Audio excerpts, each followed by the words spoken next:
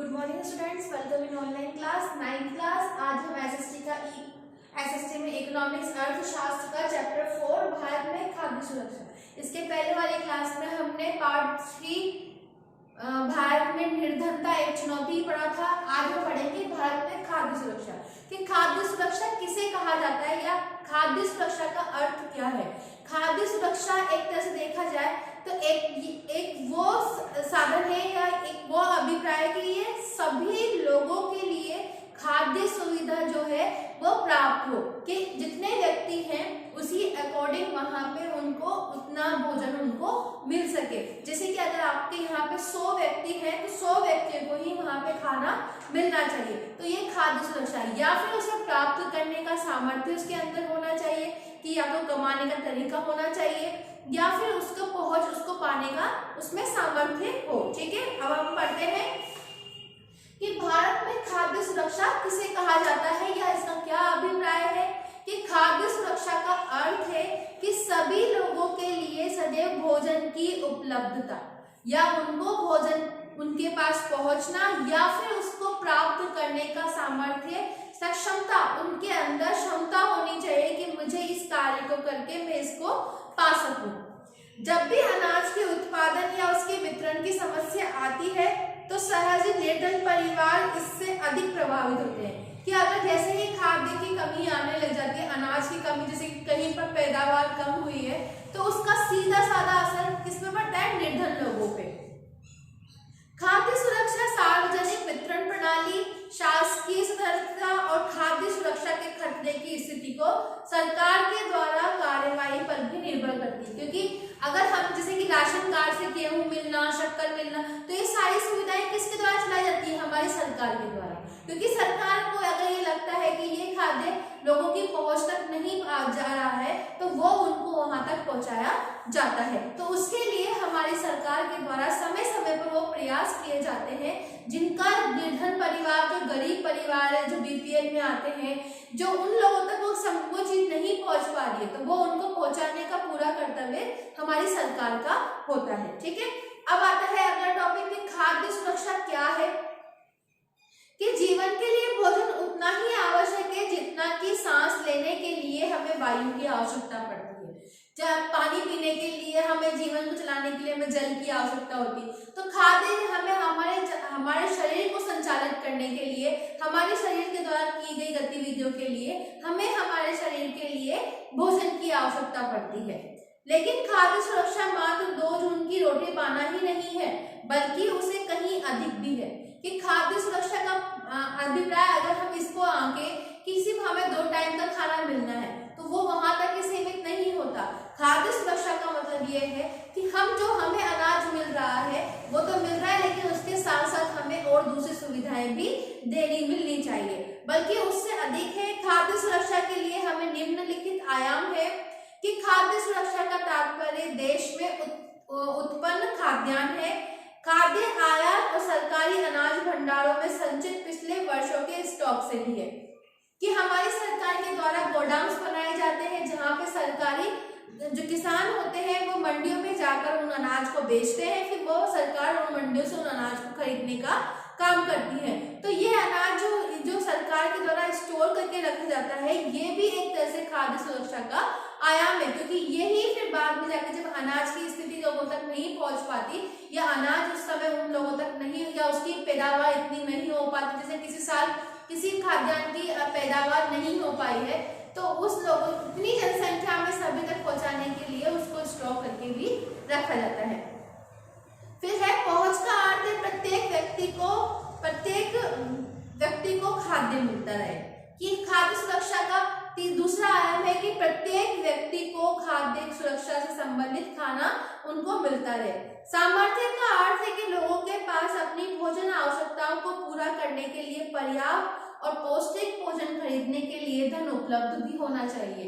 कि अगर हमारे पास इतना सामर्थ्य होना चाहिए कि हम अपने 2 टाइम के खाने को हम या उससे 2 टाइम के खाने के अलावा भी हमें और जो सुविधाएं दी जाती है वो भी हम उसको पाने में भी हम सामर्थ्य हमारे अंदर हो। किसी देश में खाद्य खाद्य सुरक्षा केवल तभी सुनिश्चित होती है जब सभी लोगों के लिए पर्याप्त खाद्य उपलब्ध हो। कि अगर हम किसी देश की अगर उन्नति को देखें तो उन्नति तभी हो सकती है जब उस देश के नागरिकों को खाद्य सुरक्षा या उनके दोनों टाइम का खाना उनको उचित तरीके से मिल सके। सभी लोगों के पास उस कार्य को करने की गुणवत्ता होनी चाहिए कि जिस कार्य में, जैसे कि अनाज है, अनाज को उगाने की उनमें समझ होनी चाहिए, उसको उगाने के तरीके उसको आने चाहिए। खाद्य पदार्थ खरीदने की क्षमता भी उसके अंदर होनी चाहिए, या फिर खाद्य की उपलब्धता में उनके पास में कोई बाधा नहीं होनी चाहिए। जैसे कि आप बाधा उत्पन्न होने का मतलब इस तरह से भी देख सकते हैं कि राशन की दुकान पे आप देखते हो कि आज के समय में किसी को, आप जो निर्धन व्यक्ति है वो तो उस लाइन में खड़े ही नहीं हो पाते, और जो जिनका बीपीएल क्या होता है, लो लेवल और पुअर, कि बीपीएल जो होता है कि गरीबी रेखा से भी नीचे, लेकिन आप देखते हो कि राशन कार्ड की लाइन में वहां पे गरीबी रेखा के नीचे क्या है, वहां पे संपन्न लोग वहां से ना ले, तो जहां जिन लोगों तक वो पहुंचना चाहिए वो वहां तक नहीं पहुंच पा रहा है। फिर है खाद्य सुरक्षा क्यों चाहिए, कि समाज का अधिक गरीब वर्ग तो हर समय खाद्य सुरक्षा से ग्रस्त ही हो सकता है। कि हम जानते हैं कि समाज उन लोगों के लिए इतना कार्य कर ही नहीं पा रहा है क्योंकि वो ऊपर उठ रहा है, वो तो सिर्फ जितना जिस स्तर पे वो थे वह आज भी उसी स्तर पे हम उसको देख रहे हैं। परंतु जब देश भूकंप, सूखा, बाढ़, अकाल, सुनामी, फसलों के खराब होने के से पैदा हुए अकाल आदि राष्ट्रीय आपदाओं से गुजर रहा हो तो निर्धनता रेखा से ऊपर के लोग भी खाद्य सुरक्षा से ग्रस्त हो सकते हैं। कि ये जरूरी नहीं है कि जो गरीब लोग हैं वो ही खाद्य सुरक्षा से ग्रस्त हो सकते हैं, ऐसा नहीं है। हमारी प्राकृतिक आपदाएं, अगर जैसे कि बाढ़ आना, सुनामी आना, अकाल पड़ना, सूखा पड़ना, तो ये समस्त प्राकृतिक आपदाएं हैं जिनके द्वारा भी संपन्न व्यक्ति भी वहां पे खाद्य सुरक्षा से असुरक्षा से ग्रस्त हो सकता है। फिर है किसी आपदा के समय खाद्य सुरक्षा कैसे प्रभावित होती है, ये देखना है कि किसी प्राकृतिक आपदा जैसे कि सूखे के कारण खाद्यान्न की कुल उपज में गिरावट आती है। कि जैसे किसी क्षेत्र में सूखा पड़ गया है तो वहां की जो पैदावार होती थी उसमें क्या होगी, उसके अनुपात में वहां पे कमी आ जाएगी। इससे प्रभावित क्षेत्र की खाद्य की कमी हो जाती है। खाद्य की कमी के कारण की कीमतें बढ़ जाती है। महंगाई क्यों बढ़ जाती है, क्योंकि जितनी पैदावार उनको चाहिए उतनी पैदावार वहां नहीं हो पाती तो उसकी कीमत को बढ़ा दिया जाता है ताकि वो चीज को हर कोई व्यक्ति ना खरीद सके। खाद्य की कमी की कुछ लोग ऊंची कीमतों पर खाद्य पदार्थ नहीं खरीद सकते। अगर ये आपदा अधिक विस्तृत क्षेत्र में आती है तो ये स्थिति लंबे समय तक बनी रहती है। कि अगर इस स्थिति कुछ समय के लिए आएगी तो स्थिति कुछ समय में सामान्य हो जाएगी, लेकिन अगर ये स्थिति लंबे समय तक बनी रहेगी तो महंगाई अपने स्तर को और बढ़ाती जाएगी और भूखमरी की स्थिति पैदा हो जाएगी, जिसके परिणाम स्वरूप भूखमरी से अकाल की स्थिति बन सकती है। अकाल के दौरान बड़े पैमाने पर मौतें भी होती हैं और भूखमरी और विवश होकर दूषित जल या सड़े जल जैसे भोजन के प्रयोग से भी फैलने वाली महामारियां और भूखमरी से उत्पन्न कमजोरी लोगों के प्रति गिरावट के कारण भी होती है। कि अगर जिस तरह से ये महंगाई बढ़ती तो व्यक्ति खरीदने में सक्षम नहीं हो पाते, उससे क्या होगा, उनकी बीमारियां बढ़ती जाएगी, बीमारियों से मौतें बढ़ती जाएगी, वो क्या, उसका जो जीवन स्तर है वो निम्न से निम्न होता चला जाएगा। भारत में जो सबसे ज्यादा भयानक अकाल पड़ा था वो पड़ा था 1943 का बंगाल का अकाल था। इस अकाल में भारत के बंगाल प्रांत में लगभग 30 लाख लोग मारे गए थे। कि जब 1943 में जब बंगाल में अकाल पड़ा था तो वहां पे लगभग 30 उनकी जनसंख्या की कुल जनसंख्या के 30 लाख लोग उसमें मारे गए थे। उसके बाद यहाँ पे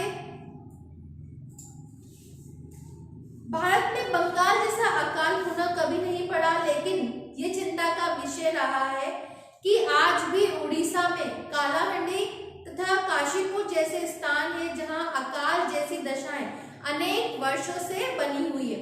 कि बंगाल, बिहार हुआ, बंगाल हुआ, यहाँ पे क्या है, जैसे कि बिहार जहाँ पे नदियों से शोक मनाया जाता है तो वहां पे क्या होता है, हर साल वहां पे बाढ़ आती है तो उससे परिणाम स्वरूप वहां पे जो जनजीवन है वो पूर्ण तरह से अस्त व्यस्त हो जाता है, जिसके परिणाम स्वरूप वहां पे स्थिति सामान्य जो स्थिति थी उससे निम्न स्थिति वहां उत्पन्न हो जाती है।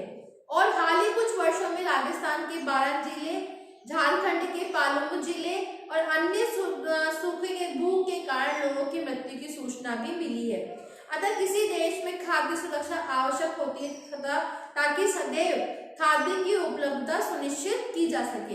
कि अगर हमें खाद्य सुरक्षा की आवश्यक अगर हम इसको मानते हैं तो इसका परिणाम ये है कि इसमें हम सभी व्यक्तियों को समान रूप से आहार उनको पहुंचा सके, ताकि जो स्थिति उन लोगों की है उस स्थिति से हम उसको उभारा जा सके। ठीक है, ये आपको समझ में आ गया। आज हमने खाद्य सुरक्षा का अर्थ, खाद्य सुरक्षा के आयाम